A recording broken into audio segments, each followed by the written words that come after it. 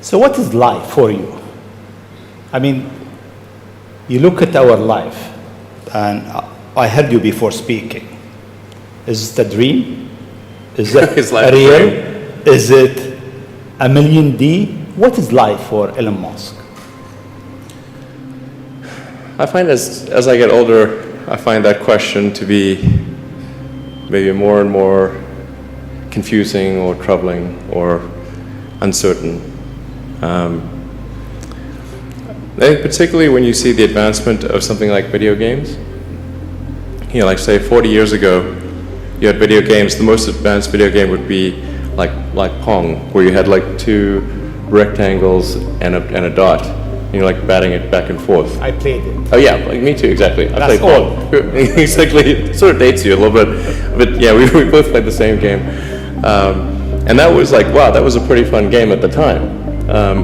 But now you can see a video game that's photorealistic, almost photorealistic, and millions of people playing simultaneously. And you see where things are going with virtual reality and augmented reality. And if you extrapolate that out into the future with any rate of progress at all, like even 0.1% or something like that a year, then eventually those games will be indistinguishable from reality. They'll be so realistic, you will not be able to tell the difference between that game and the reality as we know it. And then it seems like, well, how do we know that that didn't happen in the past? And that we're not in one of those games ourselves? Interesting. Interesting. I mean, could be. Everything is possible in life. I mean, yeah, particularly like things seem to be accelerating to something. The holiday season is a popular time to go to the movie theater, but this year a lot of people are choosing to stay home to watch the latest hits. Netflix is celebrating both record-breaking streams of the new Sandra Bullock hit Bird Box and the success of a first-of-its-kind interactive movie. To understand these antics, of course, you have to see the movie.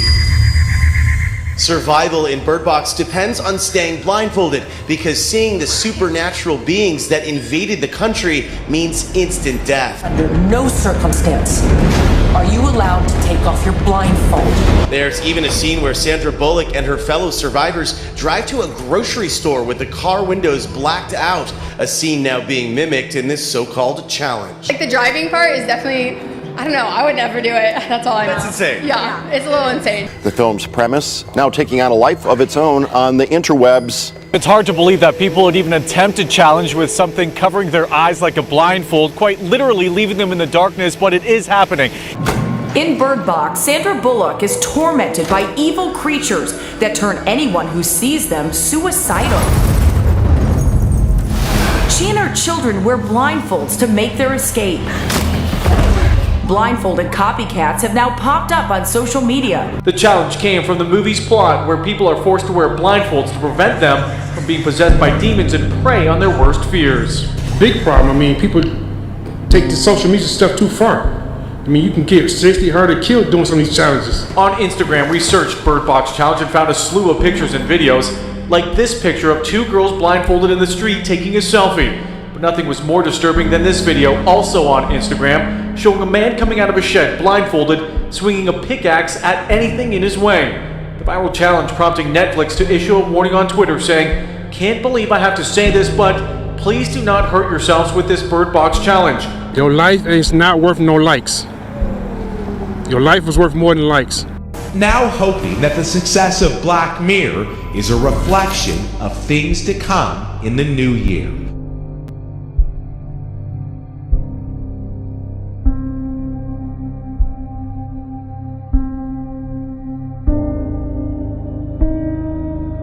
Netflix is giving subscribers a role to play in its popular series. We're going to be a hit factory. In Black Mirror Bandersnatch, which debuted Friday, viewers get to choose their own adventure and make choices that impact the film, like deciding on the movie soundtrack. Throughout the film, viewers are presented with multiple choices and have 10 seconds to make a decision that will map out the course of the story. What do you want for your breakfast? Frosties or Sugar Puffs, you decide. It's Netflix's first adult-oriented interactive experience, and it's captivating fans on social media. The audience online is going pretty crazy about this. If you go on Twitter, people have all kinds of theories, they're mapping this out. The technology is mind-boggling. The movie was shot in just 35 days and has 5 main endings. But because of the choices left up to viewers, there are over 1 trillion variations of the storyline. And if you make a bad decision, the characters in the film will let you know. Sorry, mate. Wrong path. The Netflix had to develop an own storytelling tool that helped them to branch the narrative, find these loops, figure out which decision leads to which path and so forth, and map out the different endings.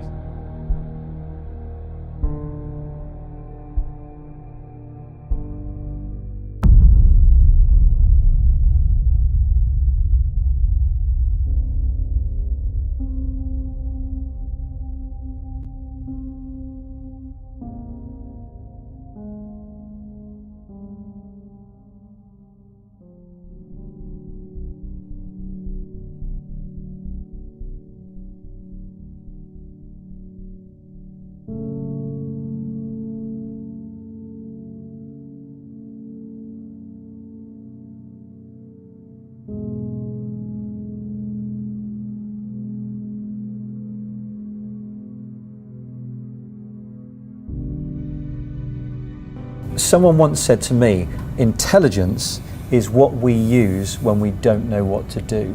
And I think that's the best description of intelligence I've ever heard.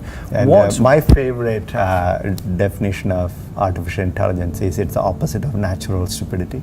There's plenty of that in the world, isn't there? Yeah. But what is artificial intelligence and what is just data crunching is just looking at lots of historical data and processing it really quickly and looking smart. These days, when computer scientists adopted learning from data, they are crunching text and translating it. They're crunching audio input and doing speech recognition. They're crunching images and recognizing things that are in it. So all of that now gives a perception of human-like capability. But it really still is, at the end of the day, data crunching, just different kinds of data. And what happened is, look, in the last 10, 20 years, as mobile phones came and cameras became incredibly cheap and everything, text became digital, like this is not the case, right? So all of this became data. So everything became data. The world became data.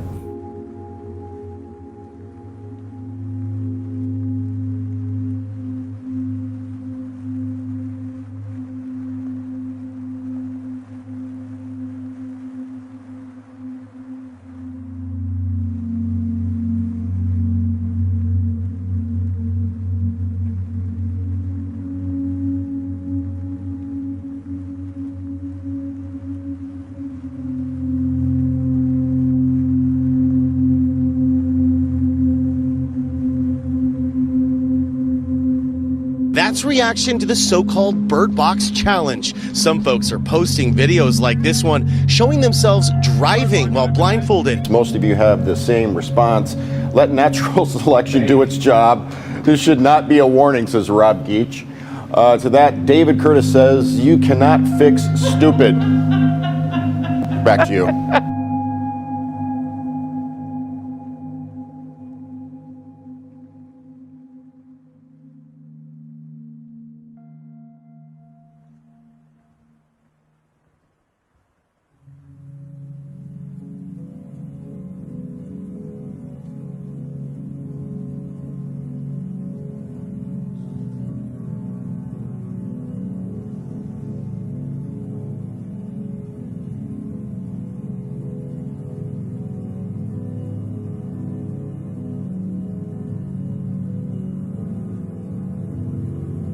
Frustrated commuters across the country may welcome tech titan Elon Musk's latest big disruptive idea. When Musk took me for a ride the other day, it was an eye-opening 4-minute journey. What this conversation was about, we booked this interview a long time ago. But I love how his brain operates. He looks at a problem. What he did with the Brooks is ingenious.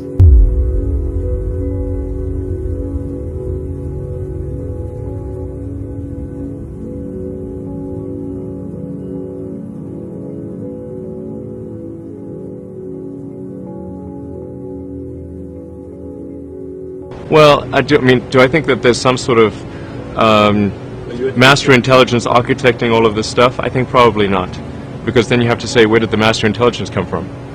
So you have it sort of begs the question of, you know, it's sort of, yeah. So I think really you can explain this with the fundamental laws of physics. You know, it's a complex phenomenon from simple elements.